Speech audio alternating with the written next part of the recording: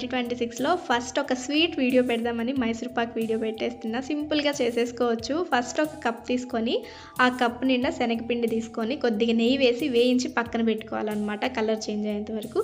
తర్వాత అదే ప్యాన్లో సేమ్ కప్తో పంచదార తీసుకొని కొద్దిగా వాటర్ వేసి పాకం రెడీ చేసుకోవాలి. పాకం రెడీ అయ్యేలోపు నెయ్యి కూడా కాచుకొని అదే కప్లో పక్కన పెట్టుకోవాలన్నమాట. కొంచెం నెయ్యిని ఒక మౌల్డ్కి రాసి అది కూడా పక్కన పెట్టేసుకోవాలి. పాకం రెడీ అయ్యేలోపు ఈ కాచిన నెయ్యి ఉంది కదా, దాన్ని వేయించిన శనగపిండిలో కొంచెం కొంచెం కలుపుకుంటూ ఉండలు లేకుండా తిప్పుకోవాలి. శనగపిండిని జల్లించుకుంటే ఇంకా బెస్ట్. నేనైతే జల్లించుకోలేదు, నార్మల్గా ఈ నెయ్యి వేసి కలిపేసాను అనమాట. ఈలోపు పాకం రెడీ అయిపోతుంది. తీగ పాకం, మీడియం ఫ్లేమ్లోనే పాకం రెడీ చేసుకోవాలి.